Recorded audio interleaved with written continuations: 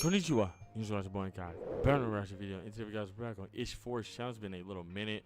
The original review is right down below as always. To the creator, so you can go ahead and look at the original video without me stopping, pausing, or even talking over the video. But yeah, guys, this one is called "Don't Sleep on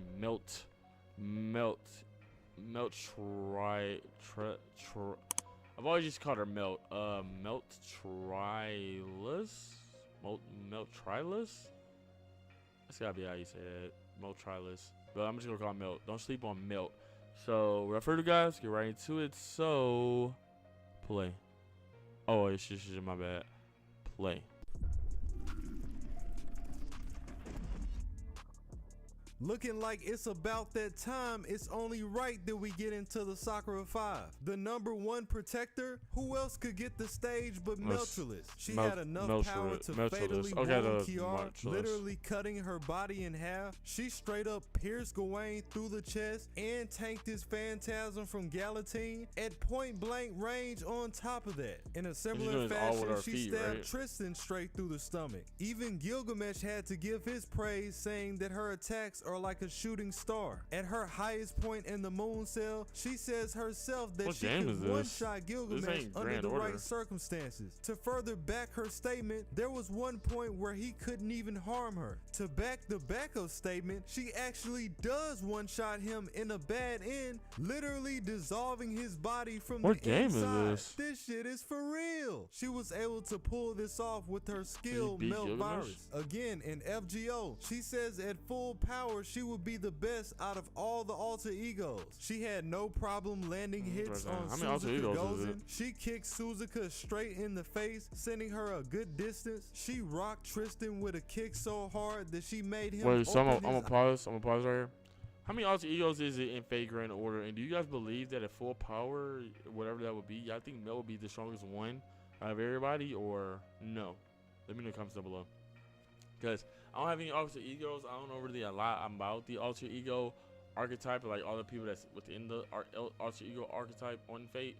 So just let me know in the comments down below what you guys think about that. Alright, so let's get back to it. Play. Eyes, something he only ever does when he gets serious. She is one of the few spirits that fell for 3 miles in the Seraph chapter and survived. In Fate Extra CCC, she hacked the moon cell to make herself invincible. Her creator BB later stripped her of this power with the fear of her going off the rails. Tristan contemplated that he would need Gawain's holy sword just to kill her, or an attack that's at least that level. She straight up tanked Ishtar's boat of heaven, Ishtar giving her praise, saying she's nothing like the other servants. With the command spell, she survived being completely ripped in half by the boat of heaven. When Shinji tried to assault her with an electric cold cast, she blocked it with ease. She jumped from the first floor of an entire labyrinth to the end in a short amount of time. When she was going against Tristan, she was weaving through a countless amount of arrows and she couldn't even see them. During the time that Passion Lip tried to hit them with her target compression skill,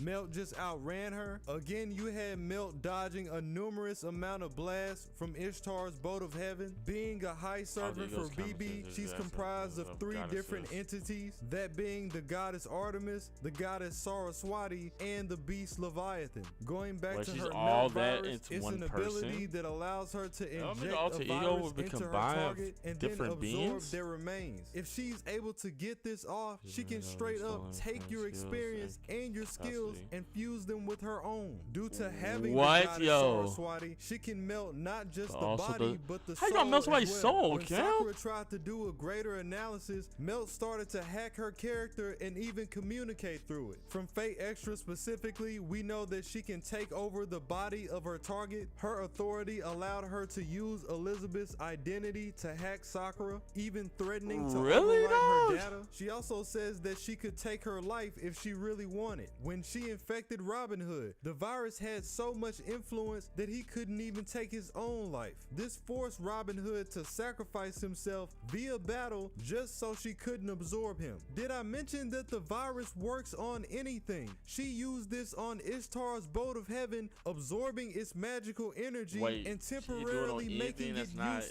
She told the main character with this same virus she can put him down before he realizes what's going going on. In Fate Extra Foxtail, you have Gawain mention that she has shadow whips that can absorb power from anything that they touch. We also know that she outright took Shinji's life and devoured him whole. There was a point where she infected Tristan with her virus, and she could have ended his life, but she saved him by removing it. In FGO, she explains that even in her weakened state, her viruses are just as effective. And just like in Fate Extra, she also mentions that it can work on anything that she comes in contact with. Using this, she was able to get around Suzuka's Karma Fitch, which is literally an authority given out by Kiara that gives you a higher reign over other servants. We've seen multiple times that she can use her heals to send out energy waves. Due to her being Leviathan, she can liquefy her entire body. When she was going up against Tristan, she took a dead-on phantasm from Failnot, the bow that doesn't miss, and she just ate it. She even went as far to say that it doesn't even have a chance at stopping her. Again, Tristan is one of the best knights of the round and one of the strongest spirits out there. Gawain later confirms about her beating him. In a one-on-one, she made light work of the spirit Eric Bloodaxe, attacking him from so many angles that it seems simultaneous. In the Seraph chapter, we know that she pulled off the impossible, taking the life of her future self through the story. In the manga, we see her blitzing through several shapeshifters. With Suzuka, she had no problem dealing with her expert sword skills, mostly overwhelming Suzuka with just her heals, dodging her sword effects, which we know can literally fly. We saw her slicing through several eater beasts, which are known for guarding the chapter. We've seen that she also has the ability to hack Sakura through her connection with the main character. In Extra, just the sheer power behind her influence makes it hard for you to evacuate. Through the story, we know that she was capable of turning Alice into a doll. In a bad ending, we saw this in action when she turned the main character into a doll, completely removing her function.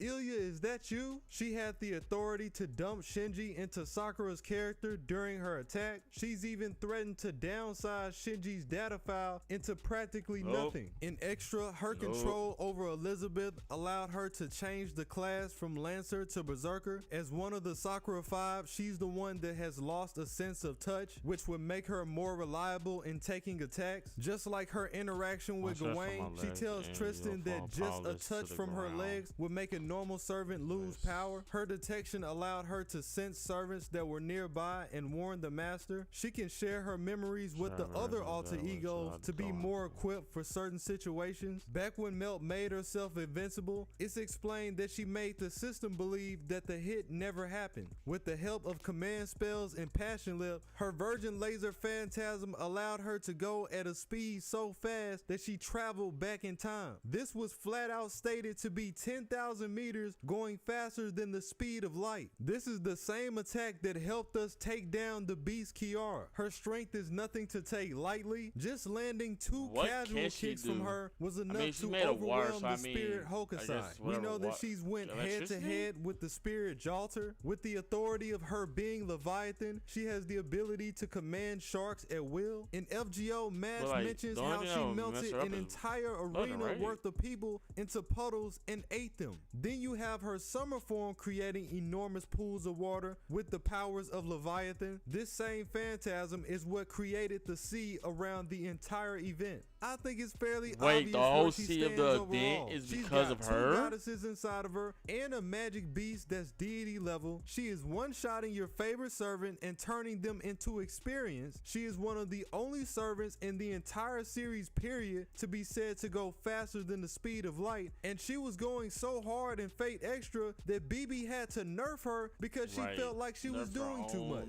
Just let my girl be great. For CCC's purposes, she's gotta be an EX, but since that's confined to the moon cell, I still have to give her a strong A.